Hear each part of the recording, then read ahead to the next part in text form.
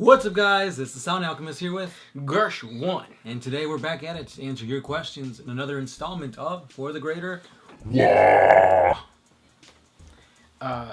If our patrons continue supporting us, pretty soon we're going to be able to create 3D technology. So whenever we do the wah, you'll see our faces come out of your screen and almost touch you. Almost.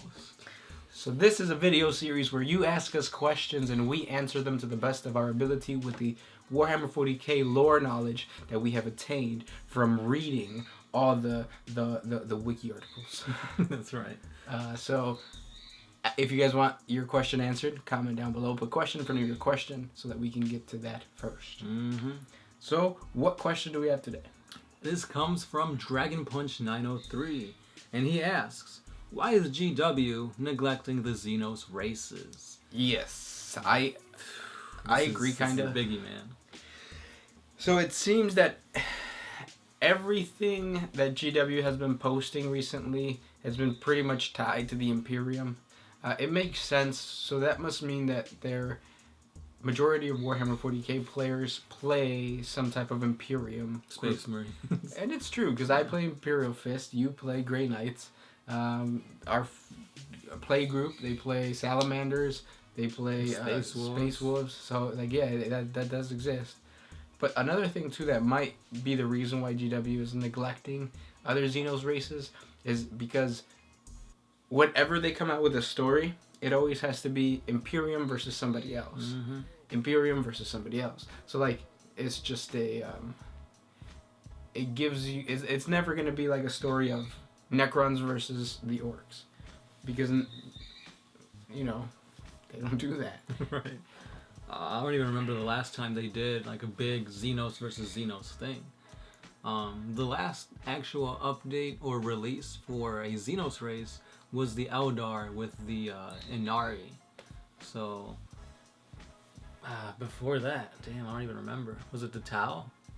Because they got like a whole bunch of new models when they kind of updated them. Yeah. And when you say neglect, you have to also keep in mind that the top tiered lists are Xenos. Yeah. So Necron and Tau are the top tier lists, are in the top tier list. But as far as lore is concerned, yeah, I do feel like they're getting neglected. Mm-hmm. Why do you think that is?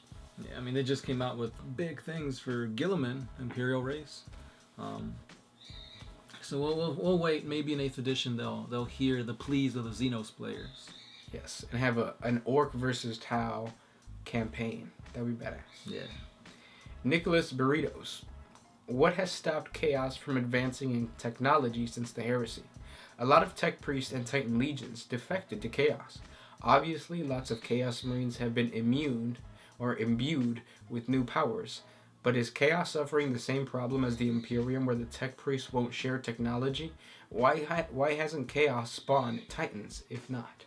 Chaos does spawn Titans. Mm-hmm. There is the Forge of Souls or something I like believe that. that's what it's called, yeah. So that creates demon engines.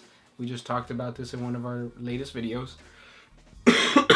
So technology is continually advancing for the Chaos. Yeah, one thing though that's kind of hindering them is a lot of Chaos is not united.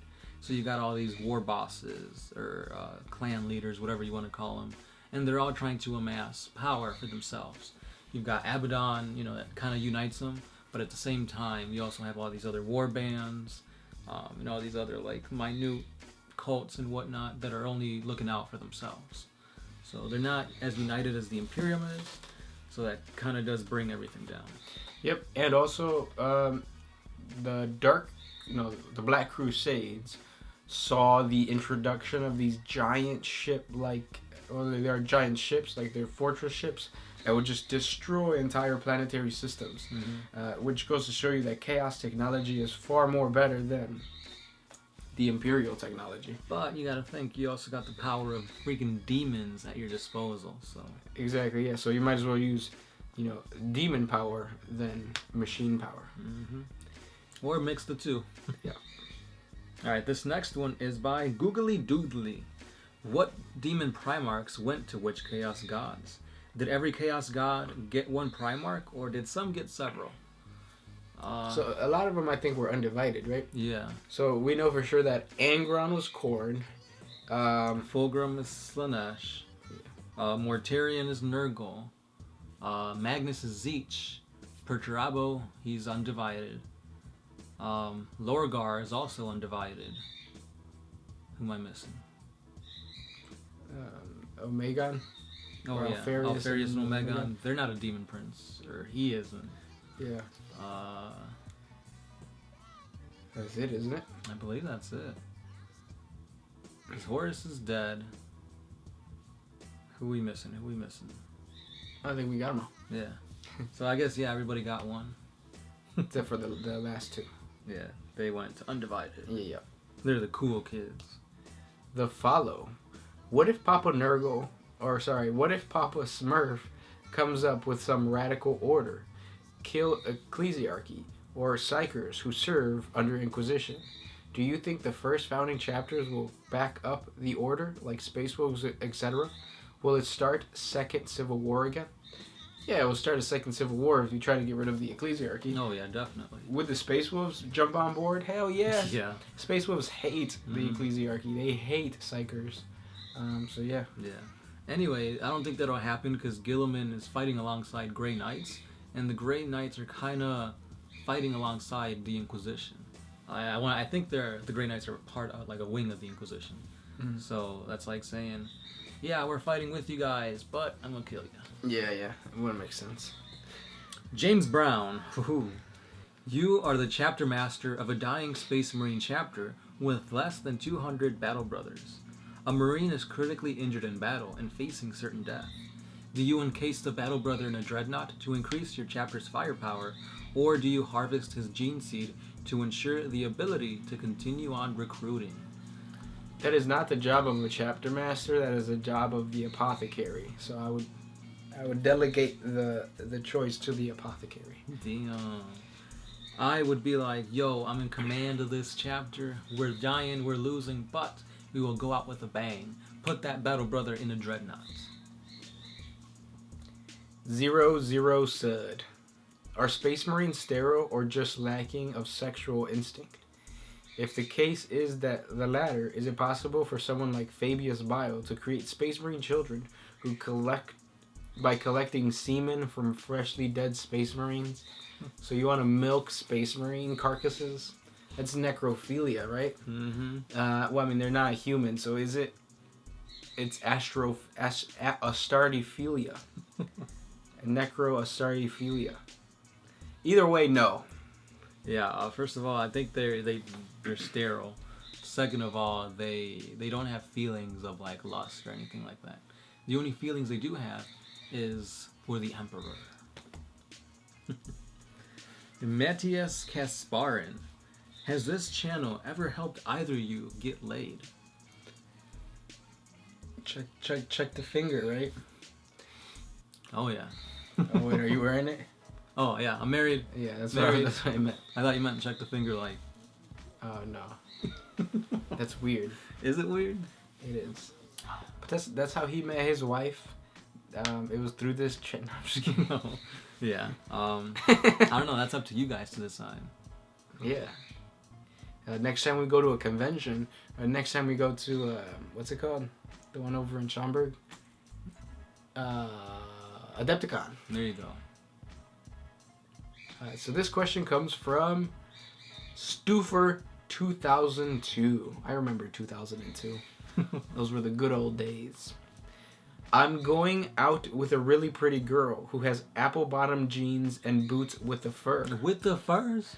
All the guys in Games Workshop were looking at her. Obviously. Mm-hmm. Smash and grab, we talked about this. I got jealous and pushed her down the stairs. Next thing I knew, Shorty got low. What do I do? Smash and grab? Yeah.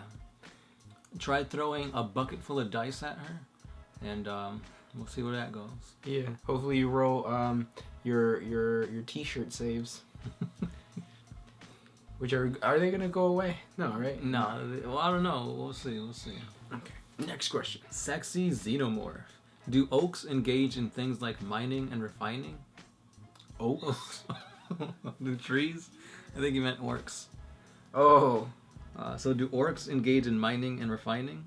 From what I can tell, oaks seem to be only shown as using scrap metal. However, if they are stuck on a world with other races, do they mine? Or do they just get stuck with rock and wooden tech?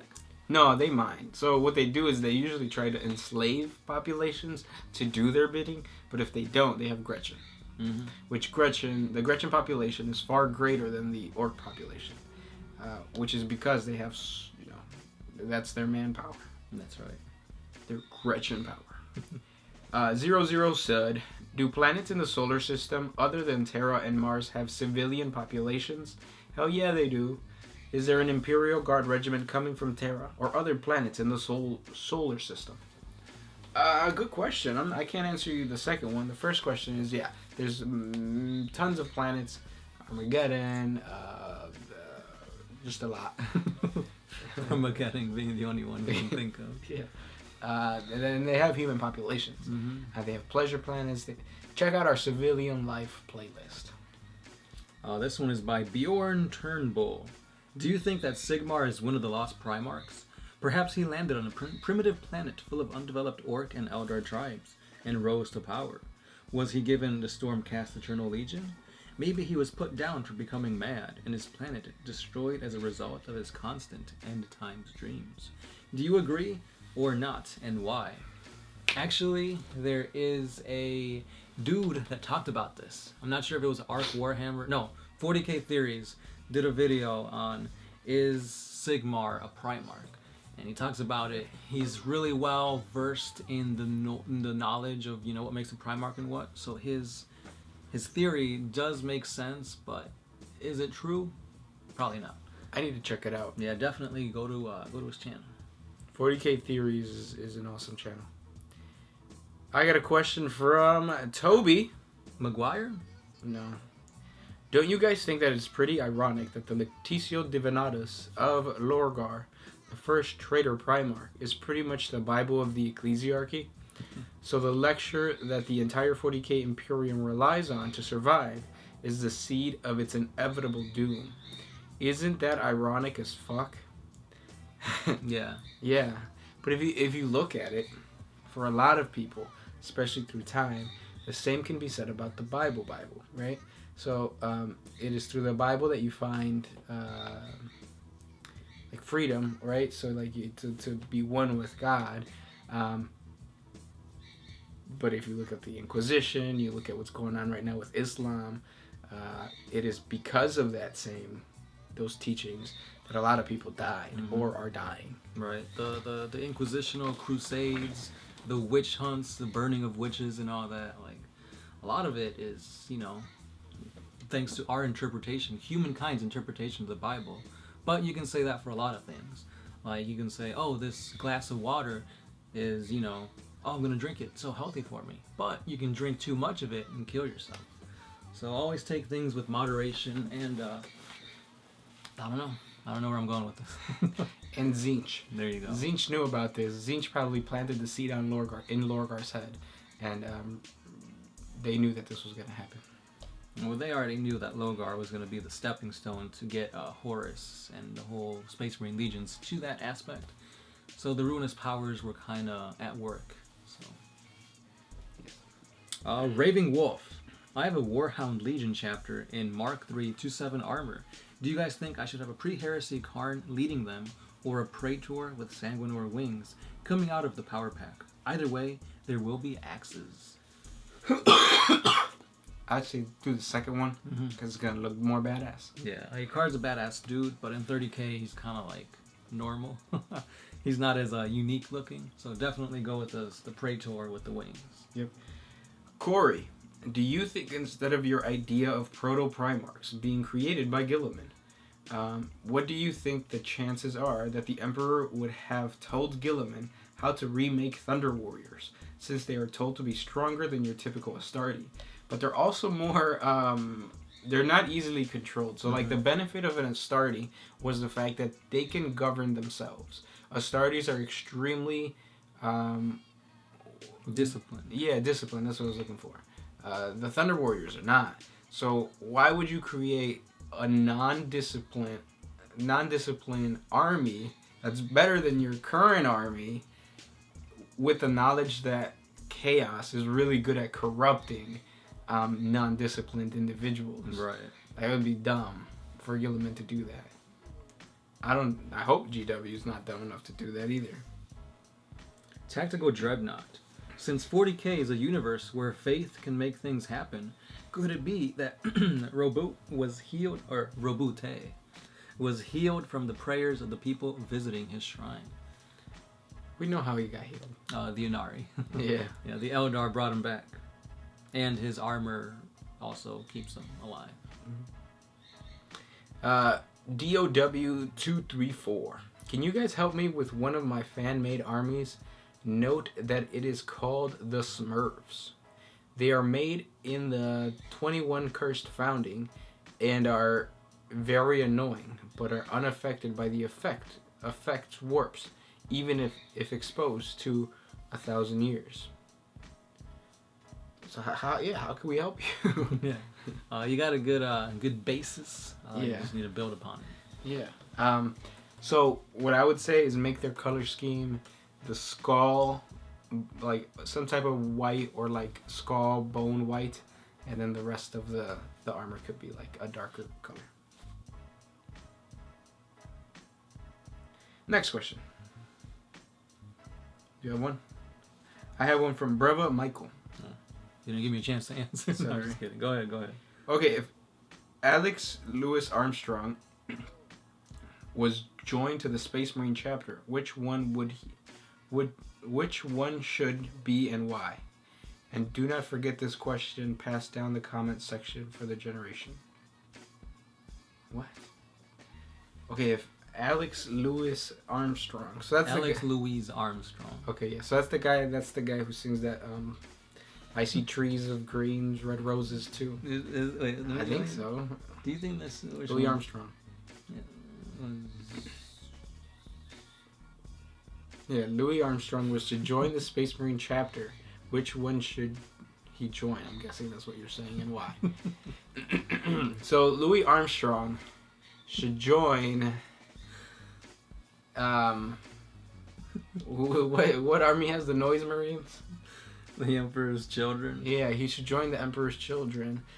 But instead of being affected by chaos during the Horus Heresy, he would be one of the Terran-born, because he was born on Terra, the Terran-born Emperor's Children who does not turn to chaos, but still gains the power of the Noise Marines. Okay, that's good. Now, my interpretation of this, if you are talking about Alex Louise Armstrong, he is a character from Full Metal Alchemist, and if he were to join the Space Marine Legion, he'd probably be the Imperial Fists, because with his fists, he can like transmute pieces of rock into metal and like shoot them out. Who's Alex Louise Armstrong? He's the guy with the little curly hair thing. Oh, He's the big bald, swole big guy. dude, yeah. Ah. I just wanted to see how far you would go with Louis Armstrong. Because that is his name, That's right? his name, yeah. Did he get named after? I don't know. Yeah. But the thing that kind of... Because if it was just Louis Armstrong, then yeah, I'd think of your way. But he said Alex Louis Armstrong. So. Okay. So, but that's the guy's name. Yeah, okay. Which one is it, guys? Which one is it? Let us know. All right, this one's by Adam DC. It's a long one, so sit tight. Firstly, remove your own real-world thoughts on religion and face the facts of this fictional setting in which gods are real. Okay, now that you've done that, think of why did the Emperor try to impose the imperial truth? Forget all that hippie crap about religion being destructive and look at the real pragmatic reason, and that was to starve the ruinous powers of worship, which is what gives them power. Now look at the Imperium with its 4 to 7 quadrillion people praising the God Emperor's name on a daily basis.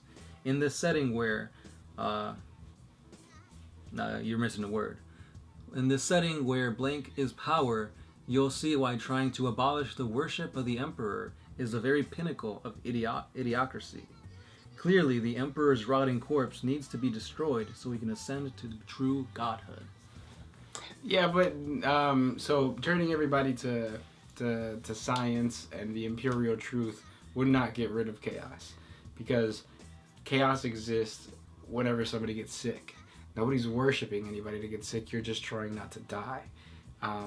So the power that Chaos draws upon is more than just faith. Yeah. More than just belief. It exists within all human beings, whether they believe it or not. And I think it'll also exist. If humankind die, yes, it's going to be a big blow to Chaos, but you have all these other Xenos races that are still fighting. They're still getting sick. Mm-hmm. They're still taking pleasure. Look at the Eldar. No human interaction there made Slanesh. It was all a Xenos race, the Eldar.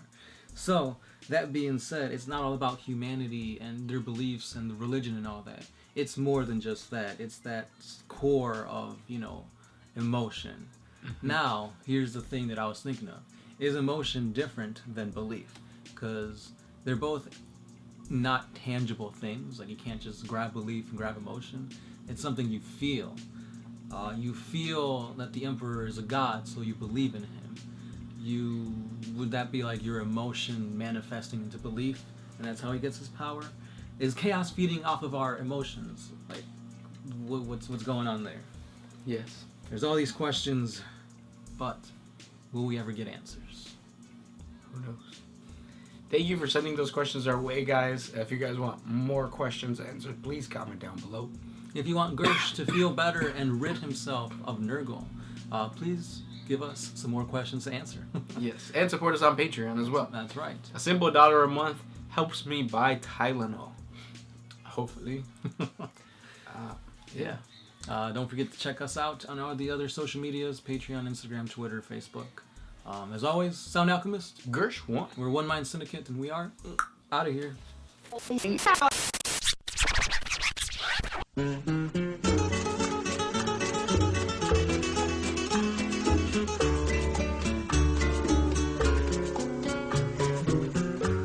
Aprendimos a quererte desde